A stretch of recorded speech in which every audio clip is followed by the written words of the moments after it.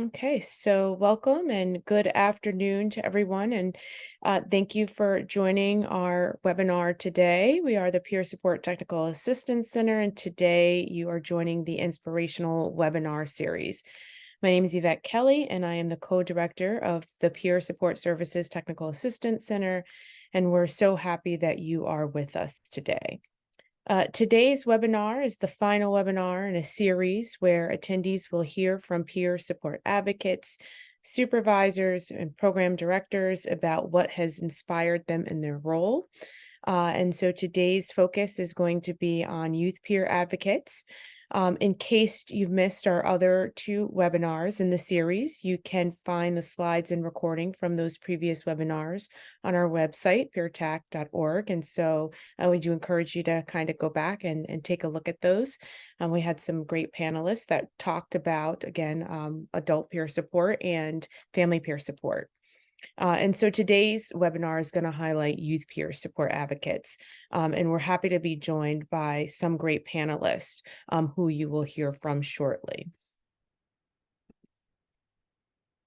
Okay, so we always like to know who's joined us today. So if you can please just take a moment and introduce yourself in the chat, that we would appreciate that. Let us know who you are and where you're located. And again, we're going to be recording today's session, and the slides and recording will be made available and posted to our website within the next couple of days. So you will be able to access, again, not only today's webinar, but the other previous webinars as well. At the end of the presentation, we will have time. We're going to allow time for some questions. So please feel free to chat in any questions that you have along the way. And the panelists will do their best to get to as many questions as time allows. And so before we transition to our presentation today, I really just want to take a moment to orient folks to PeerTac and to really review the purpose and goals of our PeerTac Technical Assistance Center. And so PeerTac was established to provide training and technical assistance and ongoing support to mental health organizations in the successful inclusion of peer support services across the lifespan.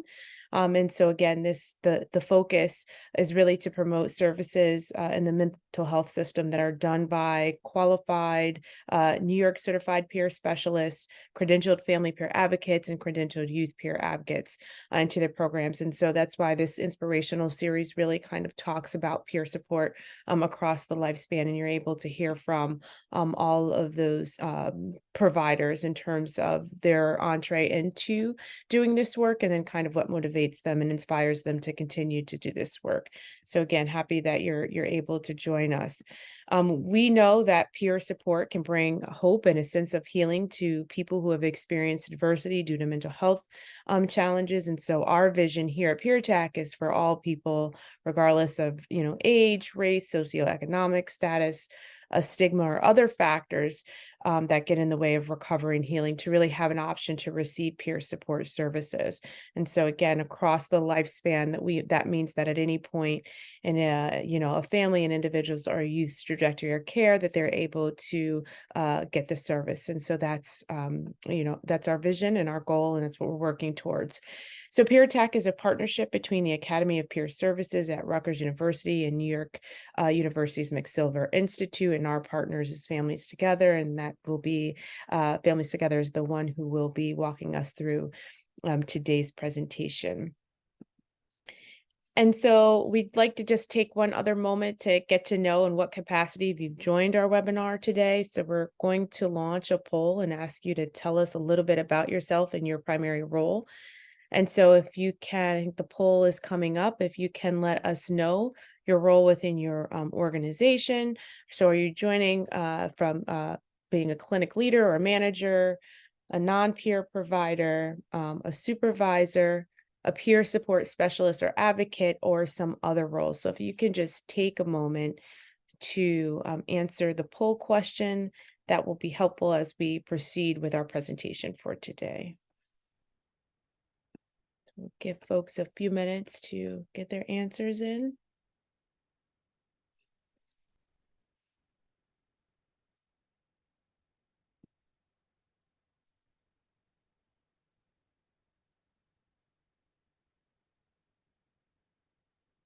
Great. Okay.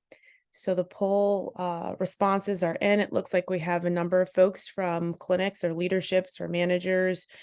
We have some supervisors. We have a couple of peer support specialists and advocates, and then others as well. And so we just want to thank all of you for joining our webinar today.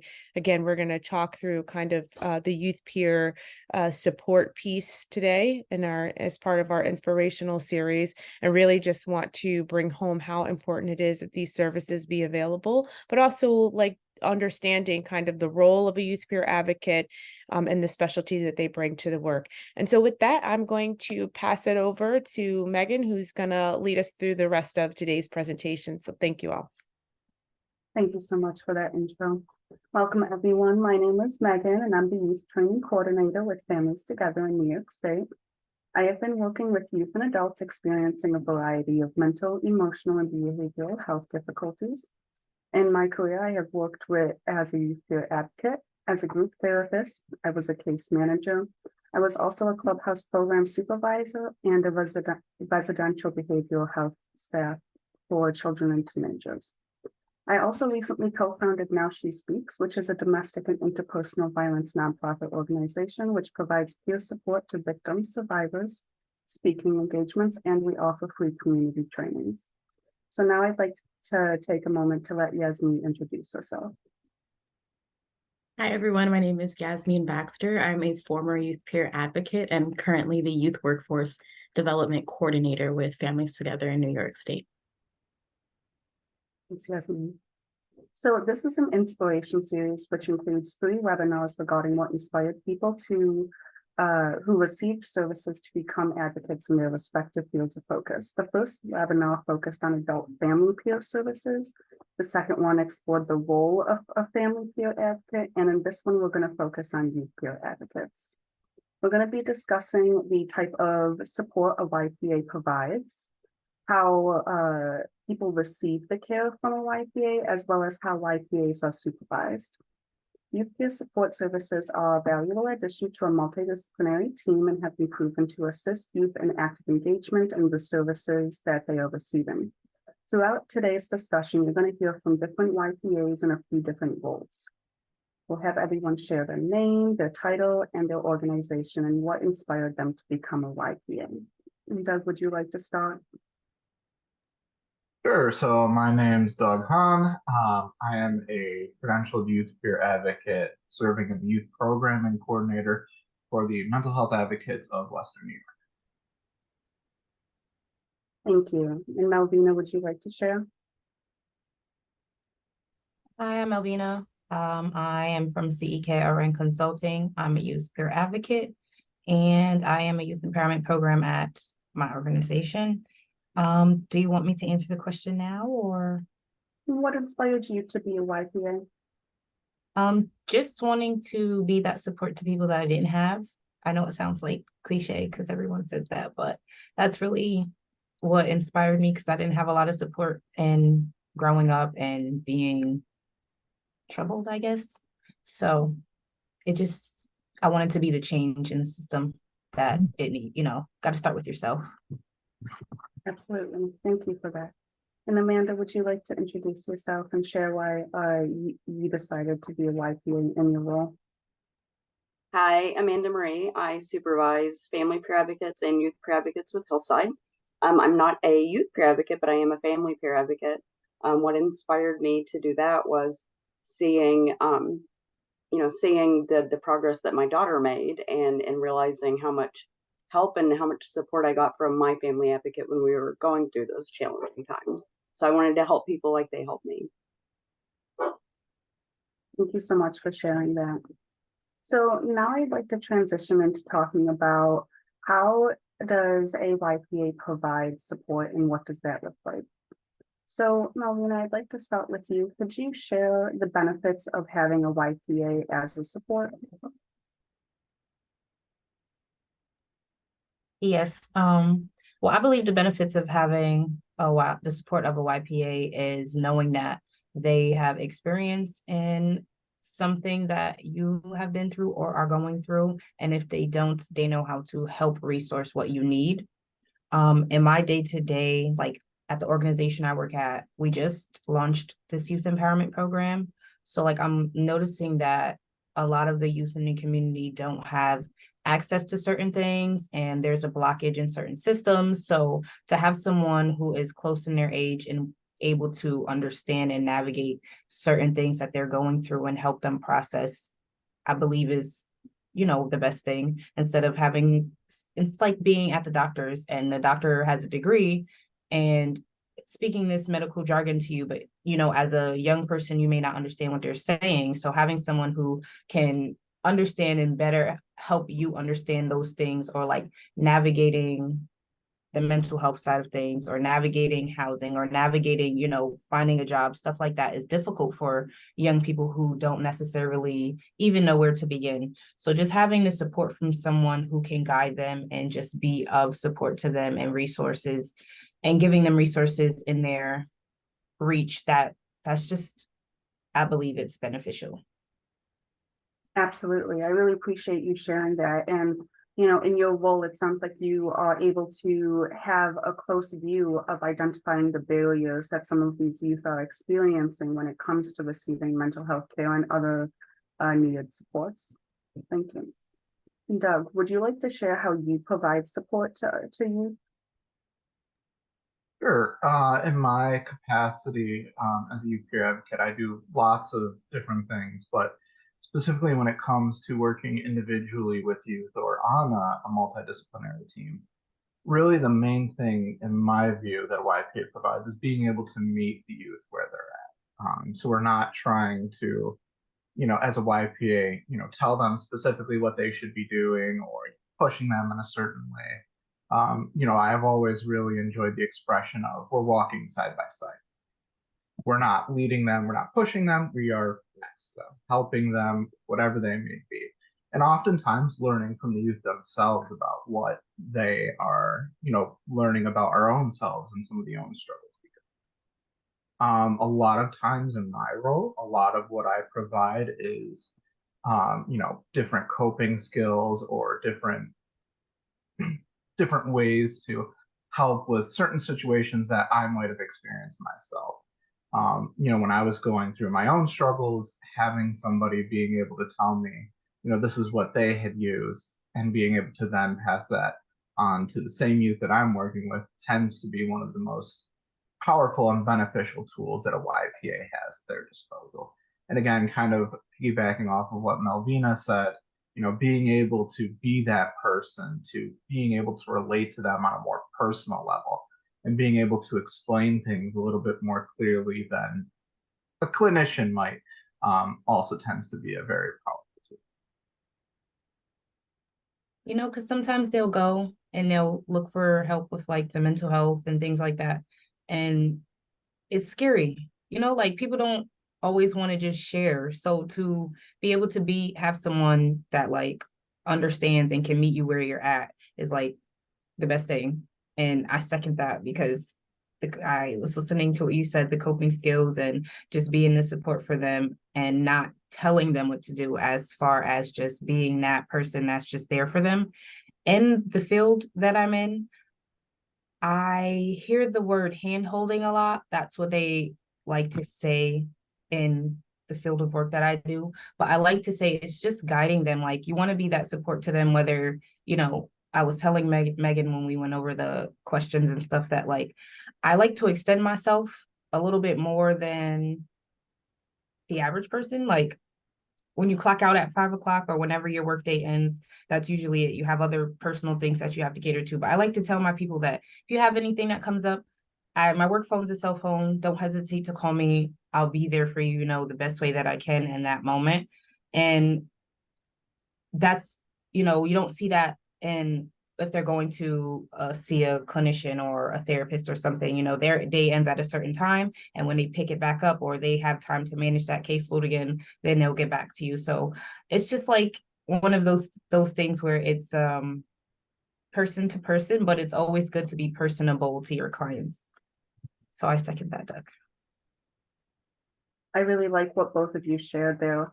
I really liked the statement of you're walking alongside the youth that you're supporting. I think that really defines where the power balance is and how the power balance is very different from receiving support from a peer or versus receiving support from a clinician. Thank you for that, guys. Amanda, from the perspective of a supervisor, what do you think is most beneficial about having a YPA being a support? I think it is imperative to have a YPA on a team when a youth is receiving services, because that bridging support is there.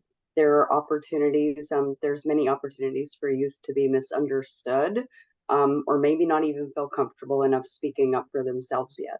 So that unique relationship that a youth peer provides to the youth in services opens up doors for them to learn how to use their voice, and then most importantly, to be understood from the people that are receiving that message. So the youth peer acts as a bridge between most providers and the youth. I've seen drastic progress in youth that have youth peer versus youth that don't. Absolutely. I think that the statement used as a bridge really makes a difference, because that bridge is where we're going to get more engagement, more connection, and we're going to see more progress in the youth's healing and recovery journey by having a YPA being that bridge and encouraging that support and engagement in services.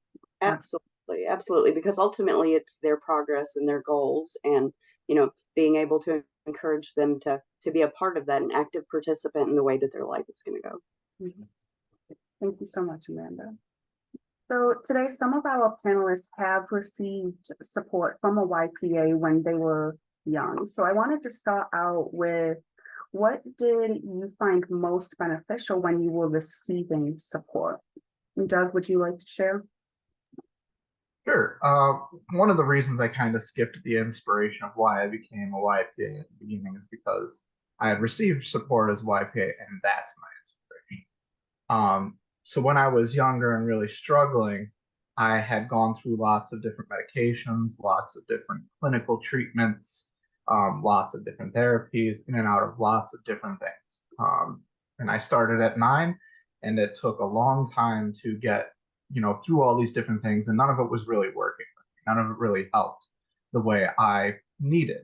It wasn't until I had my own YPA around the age of 14 that it really changed the trajectory of my life, and really ultimately saved it. Having somebody who could say to me, hey, I had been where you were, right? I have gone through similar things, similar diagnoses, same medications, right?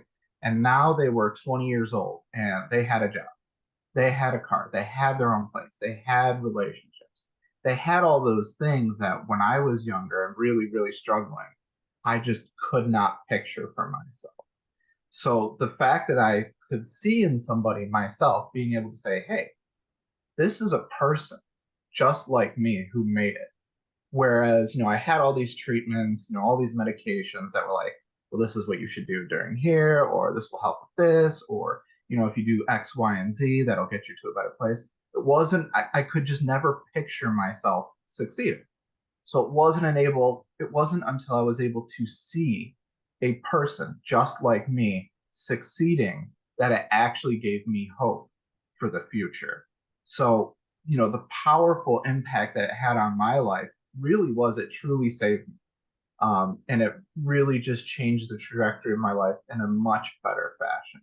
And I think that's one of the biggest benefits that receiving support from a YPA had in my life. Thank you so much for sharing that, Doug, and especially sharing how, having a YPA very much did save your life. It sounds like having someone who was a role model and an example of healing, of recovery, and a role model of a future, because when we're younger and we're really going through some stuff, we can forget that there's a future there for us because we're so focused on the stress that we're experiencing in that moment. So I'm really happy that you had a role model, you had a peer support, and now here you are. So Melvina, I wanted to ask, what did you find most beneficial about receiving peer support? For myself, it's just knowing that I have people in my corner. That's my biggest thing.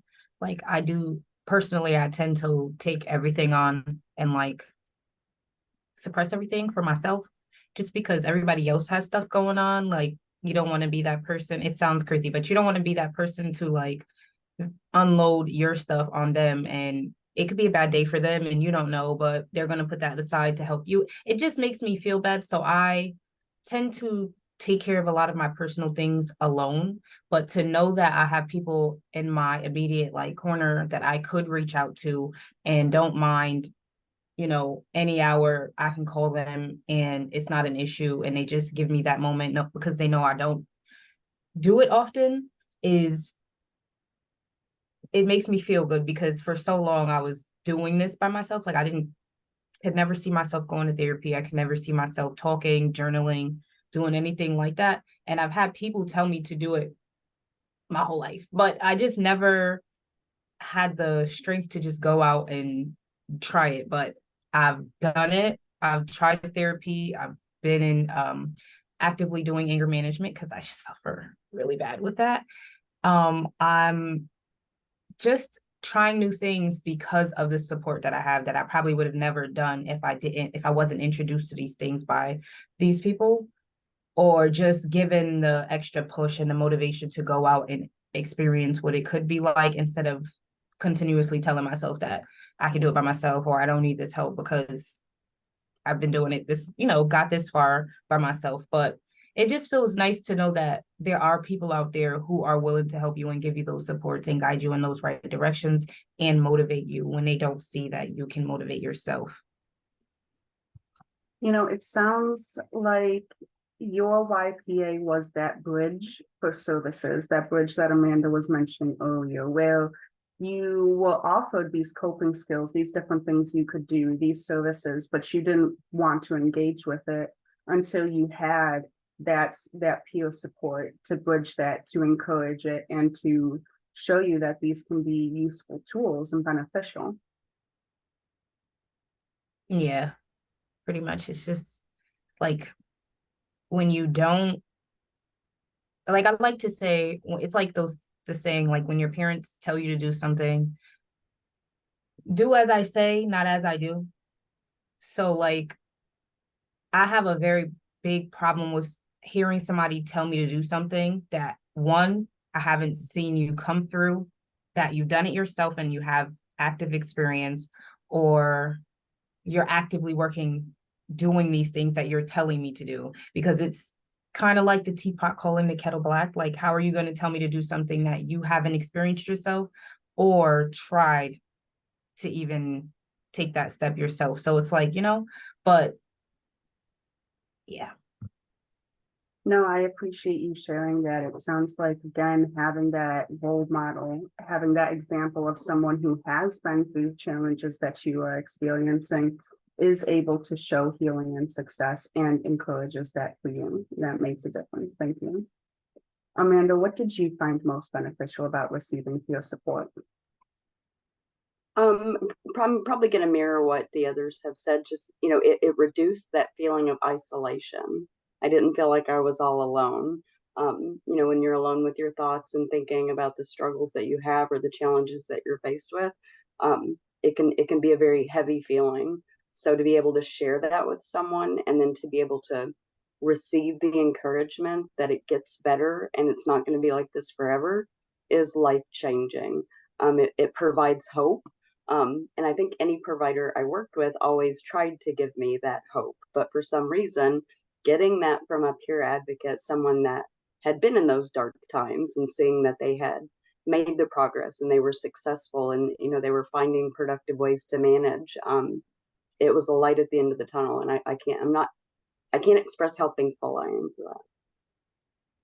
I'm so happy to hear that.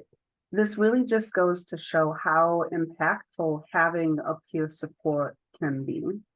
So speaking of how impactful it can be, I want to see, how is it impactful? How do we make that impactful difference? What are we actually doing as a peer support? So Doug, I was wondering if you could take a moment and tell us, what do you do in your day-to-day activities of providing that peer support?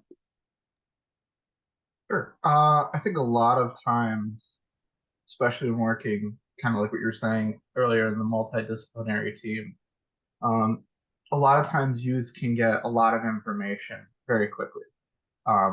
Kind of like what I was saying, they get, different medications, different treatments, different recommendations for things. And part of what I feel is big of my role is really to kind of break down, clarify, and help understand, what is being said and what is going on and how best, I can kind of clarify some of these things, right? A lot of times when I've worked with youth and they've come from therapy sessions, where there was a lot of talk around specific things like DBT or CBT, where it can be very complex. Um, a lot of the times they don't really feel comfortable speaking up and asking, what is it you meant with this, or how does this help, or things with that. So part of my role is to really try and explain it a little bit more, kind of break it down into simpler language, and then also helping them advocate to their own counselor or whoever it might be about saying, this doesn't make sense to me. How can you help me with that? I think that's one of the biggest things. And then as well as being a bit more flexible in time management. I think everybody is kind of aware that when it comes to clinical services, it's very scheduled, or it's very inflexible and when you have to meet, right? Clinicians have certain times of it, kind of like what Melvina was saying, right? They have certain times a day, 9 to 5, and you might be only to meet with them once a week or once a month, or even, if it's a psychologist, it could be a couple months before you meet with that person. YPAs tend to have a lot more flexibility in their schedules. And again, kind of going back to meeting them where they're at, right? I've met with youth all over the place. It has been in a clinical setting. It has been in a community setting. It has been in a home, right? Just being able to meet the youth where they're at and trying to make it as comfortable as possible for that youth to open up and share about some of those things. I think those are kind of the two big things that I can help with. In just those two things, you're doing so much. You're helping the individual process their treatment, and that is part of that bridging the gap. You're providing that role model example of someone who can understand, who has been through it. You're also providing that extra support on different hours that their professional clinician is not able to attend to them. And that kind of goes back to what Malvina was saying, is when the clinician's hours have ended, that's it. But one of the things about a peer support is our hours are flexible, and we can provide that support as needed in the evenings or early in the morning or on the weekend if a peer support is working on the weekend. And being able to be flexible is so important. So thank you for sharing that, Doug. Now I want to hop over to you, Melvina. How do you provide peer support day to day? So aside from me just extending my time to my clients and, my personal time to them, lately in the program that I run, I've been trying to introduce more of the peer-on-peer support. So like introducing other clients to each other and letting them see that like there's other people that are in need of the same things and struggling with the same things, and this can be another route for you if you guys are compatible, or whichever way it may work out. I'm trying to introduce things like that. I plan to do like a movie night in December for a lot of my youth, and right now it may not be this year because I just thought about it last week sometime, but I want to do something for Thanksgiving and just have them come out and maybe either be a part of cooking the meal or giving the meal, like something collaborative like that, where they feel like they're part of something, they can plan the event, anything like that. But I just haven't worked out the kinks for that yet. So I'm just trying to better navigate how I want to do that. But I'm just more so doing things like that to just get them more sensible into the community and active with one another, because yes, I can help them. Yes, they see that I'm a support for them, but to see that there are other people like them in the community who are struggling with the same things. There are other youth who need the same supports that they need, and that they're not alone. And just because, they need the support doesn't make them, less than someone else. Or there's so many things that people struggle with that they don't speak on. So there's plenty of things that you may struggle with that, because you don't know that someone else is going through. Now, like we mentioned earlier, bridging the gap. So I just want to be able to bridge the gap with communication through the youth with each other. I really like a lot of what you shared here, because you shared some things that YPAs can do that we don't usually think of, which was that, like, helping them learn how to cook or building that community connection in those social circles. Part of that is the coaching role that comes with being a YPA. So we can coach someone to improve different skills, everyday independent living skills. That's what Malvina was doing and teaching them how to cook. We're coaching them to build social skills. And that's that community, that gathering, getting together to watch a movie. You don't think that you're doing anything therapeutic. You think you're having fun. But what's really going on is these kids are learning social skills. They're learning bonding. They're going out in the community for an event, regardless on how small that event is. And it's still coaching. It's still building them up. And that's all about what we want to do, is build up these youth. Absolutely. Thank you for sharing that. I did want to see if either Doug or Malvina, did you want to share about a challenge that you experienced when providing support? Go ahead, Malvina.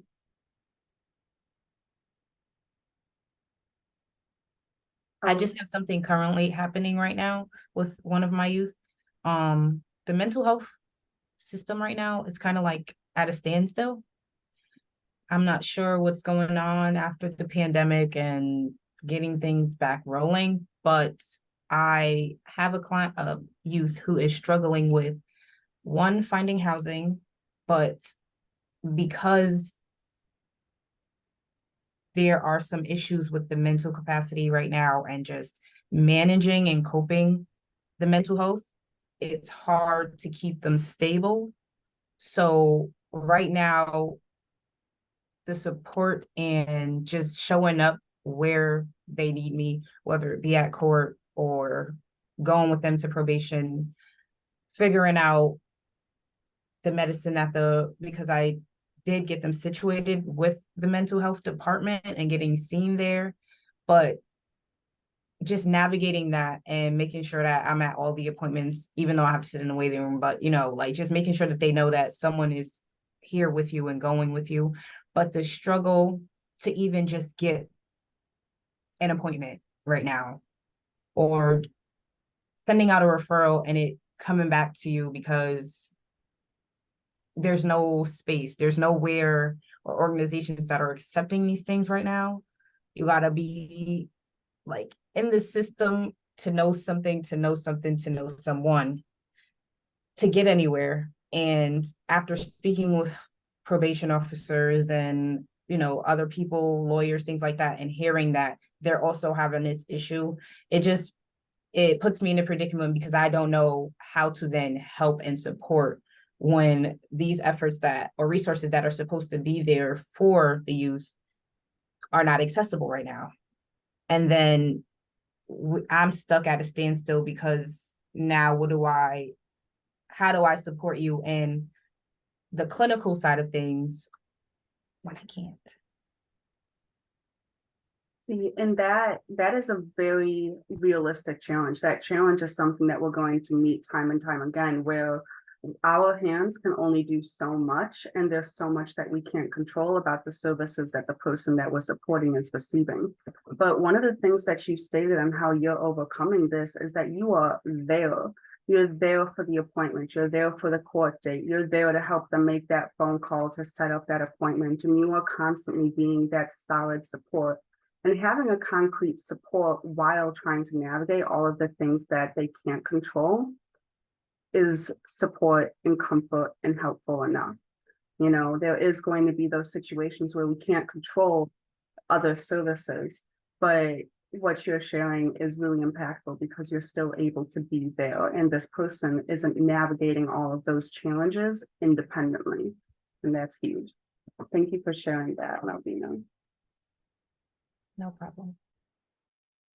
Yeah, and I guess from my end, I think, you know, a lot of times it is systems, could even be, you know, conflicts within family or things like that. In my experience, probably the biggest challenges I've ever faced, is definitely internalizing, you know, the trauma that you feel. A lot of the work that I've done in the past has been directly on, you know, psychiatric hospital units, where youth are at their most vulnerable, their most down, their biggest struggles. And you hear a lot of things that are very difficult to hear. And as a youth peer advocate, you have gone through similar things. So it can re-traumatize and re-bring things up, and you can internalize. And it took me a long time to figure out, you know, how to have that balance of, you know, understanding that, you know, I can listen to these things and not be brought back to that same place. Because again, going back to when you're meeting them where they're at, if they're at a low point, you're meeting them with that same energy, right? You're not, you know, coming up with all this really happy and all these things, right? You're understanding where they're at and being able to connect with them on that level. And that requires you to be at a certain vulnerability that even clinicians don't get to, right? They don't become as vulnerable as the youth on those units. But as a YPA and you sharing your own stories and things, you're just as vulnerable. So one of the biggest challenges that I've seen in myself and some of my other coworkers really is maintaining your own mental wellness while also helping people at such a low level and not re-triggering and re-traumatizing yourself and, you know, kind of falling backwards in your own recovery. Thank you so much for sharing all of that. And you bring up some really good points where when we are meeting a youth where they're at, we are meeting them in a very low point. And when you talked about vulnerability, I instantly thought of Brene Brown and how she shares that the courage to be vulnerable builds connections. And that's what we're doing as peer support. The youth is vulnerable. We are being vulnerable if we're going to share our story, and we're building that strong connection. And that strong connection is how we are encouraging and supporting and coaching and bridging that gap for the youth to engage with the services that they're receiving that can help them. Thank you so much, both of you. So now I'd like to transition into supervising peers and how that looks like. So I would like to give Amanda a moment to share. What do you believe is the most important steps when it comes to being an effective supervisor? I believe the core of it comes from being able to project to the youth peer that you're supervising that you have a genuine caring interest in them as a human being, before just seeing them as a staff member. Depending on, you know, if that youth peer is new to the workforce or if it is a youth peer that has been in the workforce for a while, just really checking myself sometimes as a supervisor to make sure that I'm meeting their needs as a human being, and making myself available. So it can be a little bit different than supervising maybe some other roles, because there is a lot of time spent on making sure that the emotional well-being is in a great place, as well as offering opportunities to do the professional development. So, you know, you're really making a strong connection. You want to make yourself available. And that I can't use that word genuine enough, because we've worked with youth and the folks on the panel that did receive youth peer services themselves. I'm sure you could probably tell when someone was being genuine and someone was not. So creating a relationship with your staff where they feel comfortable coming to you, whether it's to voice a concern or just share that they need some, you know, a little bit of extra help or empathy, that goes a long way, and that builds that strong connection and relationship with them. Thank you so much for sharing that. I really like how it is that viewing them as a person, they are a person with experiences. They are not just in this job fulfilling job responsibilities. They have their own experiences, their own mental health, their own life stressors. And it sounds like you really honor that. And not only are we meeting the youth where they're at, but you as a supervisor are also meeting your staff, the YPA, where they are at too. And it sounds like you do that from a day-to-day basis where you're considering the needs of your staff and how their needs will impact their ability to provide support to the youth. Absolutely. And really honing in and being able to be aware of, that specific staff's demeanor, or, asking those hard questions sometimes. How will I, as your supervisor, know when you might be struggling? What questions do you feel comfortable me asking, about your struggles or about your challenges? And being able to read your youth peer as a staff in a way that isn't offensive, but it's coming from a caring manner, instead of, just trying to, dig deep into maybe their personal issues. You're doing it from a place of, I can support you and I can help you, the more that you let me know what that time looks like for you. Absolutely. I love that so much. Thank you, Amanda. Melvina, I wanted to hear what qualities of a supervisor did you find most beneficial in your work? A little bit of what Amanda said. My supervisor does not, well, we have a very small team, so I'm very thankful for that. It's just 4 of us, including myself and my supervisor. So I like to think that that is helpful in giving her the space where she can see us for who we are and not get lost in having to keep track of 10 plus people at one time. So like a lot of both me and one of my other team members have struggled with medical issues. I have lupus, so she's very understanding. Like on days that I can't, there are days where like I physically cannot get up, and she's understanding in that, as opposed to being somewhere in a bigger organization or a bigger corporation where they need you there and it's not much, as harsh as it is, it's like you gotta muster up that strength and get there, or risk, a write up or something like that. But my supervisor is very understanding and lenient in the fact that like if I have to go home or if I'm sick or anything along those lines, like I have to go to physical therapy. I just recently had a hip replacement, so like she's very understanding on the fact that like I have to go to physical therapy twice a week and I have to leave work. So she'll accommodate me in saying like, if you need to come to work early or stay late, that's fine. To most places, you'll have to use your sick leave or things like that. But she's very understanding in that sense, as well as the fact that when we have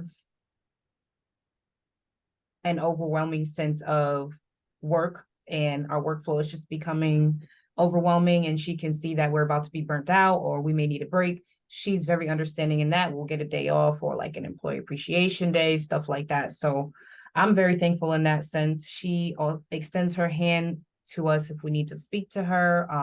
We do like monthly meetings just to see how we're doing and check in and see if there's anything she can assist with in our workflow and our day-to-day. So I would like to say I'm lucky in that sense, because it's not like that everywhere. And I can attest to that because I've been in many different industries and workplaces.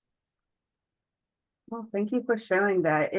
It sounds like your supervisor has created a culture and an environment of kindness, compassion, and self-care. And I think that is so crucial in this field, is an environment that encourages self-care. And that's what she's doing when she is being accommodating to your medical needs and how that can impact your day-to-day and your ability to do your work. It's also in how she does different appreciation of the team, supporting the team, appreciation, providing that encouragement and that ongoing day-to-day support. All of that is creating that culture and that environment that we really want to have in all peer organizations, all peer advocate teams, is that culture of self-care, compassion, and concern for all of our team. Thank you so much for sharing that. Amanda, I'd like to jump back over to you, and I'm wondering, can you share about some challenges that you've experienced when supervising peers, and then how did you overcome those challenges? Sure. So one of the challenges that I notice in supervising youth peers is, building that relationship where they trust me. They trust me enough to come to me and talk to me, without a fear of, repercussions. If someone is struggling or they're behind, I don't want to jeopardize their progress in their own healing journey. I want to help and support them. And it's almost like you do for, do with, and cheer on. If there are times where I need to do something that may be on one of my youth peers' tasks, I'll happily do that. I'll do that, and then we role model and we coach ways to manage through those difficult times so they can complete those tasks, and then I cheer them on. So being able to build that relationship, that trusting relationship, it is difficult, because I'm sure some youth peers come into this workforce, maybe just like Melvina said, with the experience maybe from a prior supervisor that wasn't as supportive. So kind of jumping over that hurdle, and gaining their trust, it can be difficult, for me, knowing what questions are the hard questions. I never want to offend anyone by asking a question that maybe is something they're not comfortable or ready to share. So picking up on their cues and learning their cues during hard conversations, it can be difficult, but once you do gain their trust, and it's a wonderful thing to supervise a youth peer and watch them grow in this workforce and then watch them gain that confidence. It's one of my most happy moments when a youth peer calls me and they're like, "You're never going to believe what I did. Oh my gosh, I was in this really hard meeting and I did it. We made progress." It's a joy that I can't explain, and I'm very grateful that I have the opportunity to work with youth peers. Thank you so much for sharing that, Amanda. So I have gone through my questions for today. So now I'm going to open it up to our attendees. If you guys have any questions, please put them in the chat. But I am going to start with one question that I did see. And this involves triggers and vulnerabilities of a peer in providing support. So I'm going to turn this question over to you, Amanda. But before I do that, I do want to say that all peers are going to experience triggers, and they are not going to be able to get rid of those triggers. So this next step is, how do we support that staff who is experiencing a trigger, and how do we navigate their work responsibility based on accommodating to that trigger? So with that, Amanda, would you like to share further?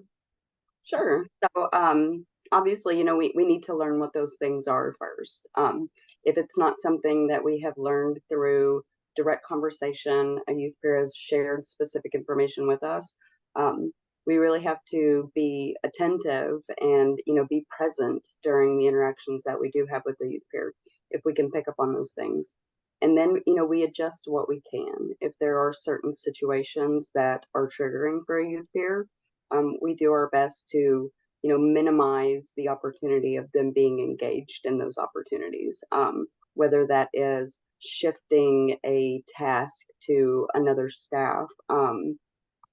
There's always opportunities to be creative, so we have those conversations about if this is a situation that you're not comfortable participating in, and is it something I can support you through? Is there something that would make you more comfortable? If it is just something that, at this time in your journey, you don't feel comfortable doing, we will do that. It's most important at the end of the day that they feel heard, seen, and understood, and that they know I'm their biggest advocate. I really am. Thank you so much for that. I really appreciate all of that clarification. I want to speak a little bit on that too. In my experience, when I had a staff who had a trigger, what I did is her trigger was very specific to a population. So if we had an individual come in to receive support and they were a part of a population that triggered her, we didn't have her provide support to that individual. It just didn't fall on her caseload. Now, as someone who is also a YPA who has my own triggers, at one point I did have a supervisor who did not respect that. And she very much coached me with a lot of pressure to still provide support and mental health support to someone who was an extreme trigger to me. And that actually really negatively impacted my healing journey in that point. And I ended up leaving the job because she was not an effective supporter to my needs as a YPA. So triggers will occur. They aren't going to go away. It's all going to depend on what are the supports we provide before the trigger happens and after the trigger occurs. And if I could jump in on this question too, I think a lot of things to understand is as YPAs, at least for my team, and I have a team of 11 YPAs, most of us, this is like our first professional job where we're working in an office and things like that. My advice to any supervisors, first and foremost, would be to invest in your YPAs. And what I mean by that is train them, right? At our agency, I provide a training specifically around strategic sharing to help guide the best ways to handle these types of things. How, when you deal with these, triggers or things that can upset you or re-traumatization, ways to even speak to youth about these things, right? That's a training that I helped develop specifically for the YPAs at my agency, because there was always that concern of, okay, well, what happens if they get triggered, right? Because it is an eventuality. So having trainings in place ahead of time, preparing them, coaching them, getting them the skills necessary to deal with these things, because even not just in a YPA role, in any role in life, you're going to feel triggered because of just how life is, especially when you have your own lived experiences. So investing in the YPAs by, providing them training opportunities, giving them coaching opportunities, different things like that to make sure that they are the most prepared they can be for whenever these things arise. Thank you so much. I think that's also really valuable, is providing tools, offering tools and encouraging those things in that supportive manner that's appropriate for the role. So we did have another question, and it is, can anyone provide the distinction between a certified versus a credentialed peer specialist?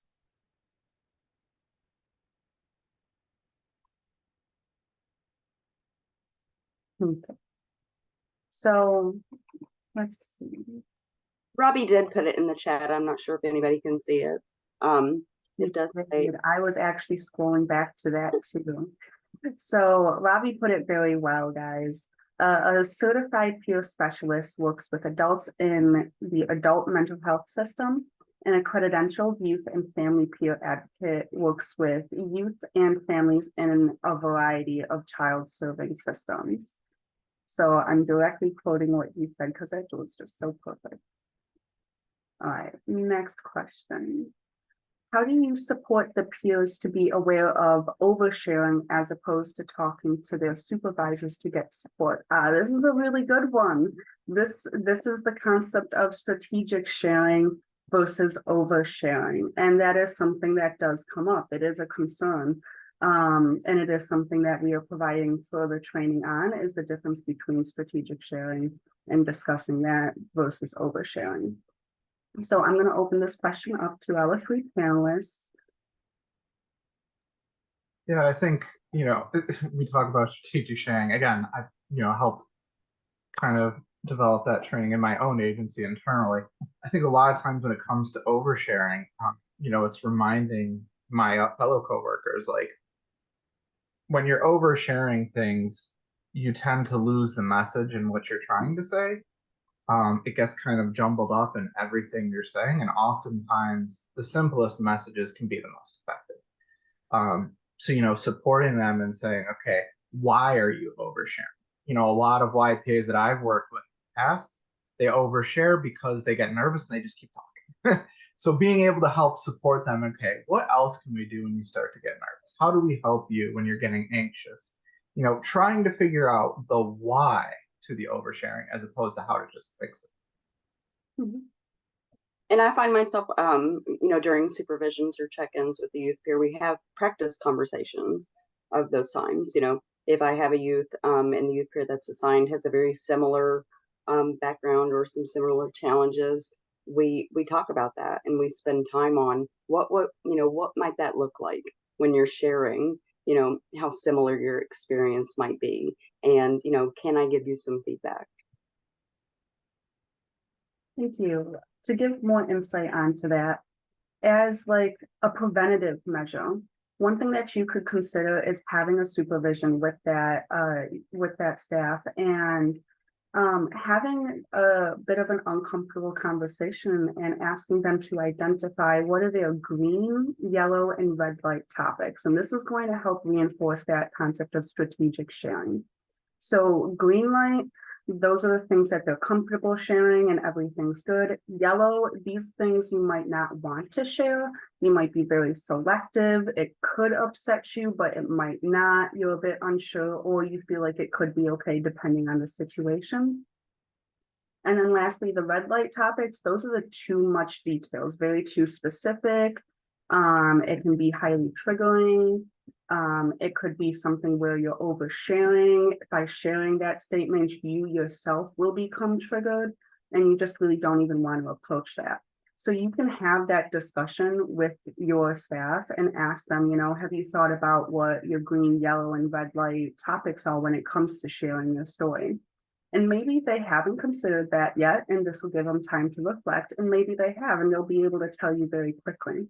But either way, having that conversation is one of those uncomfortable conversations that will ultimately help provide effective supervision to that YPA, and then they in turn will be able to provide more effective support to you.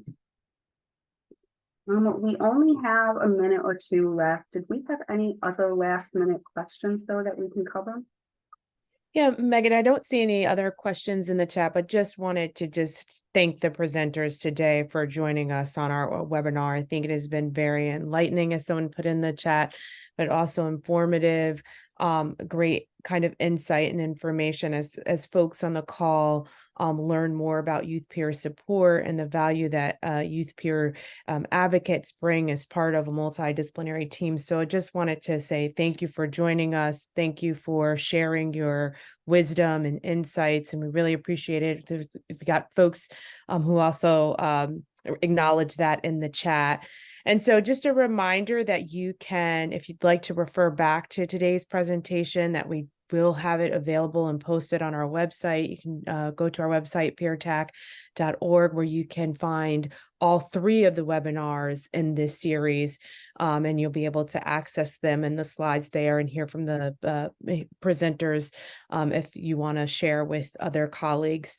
And again, just thank you all for joining us today. Megan, thank you again for leading the conversation for today. Much appreciated. And I hope you all have a good rest of your day. Thank you so much.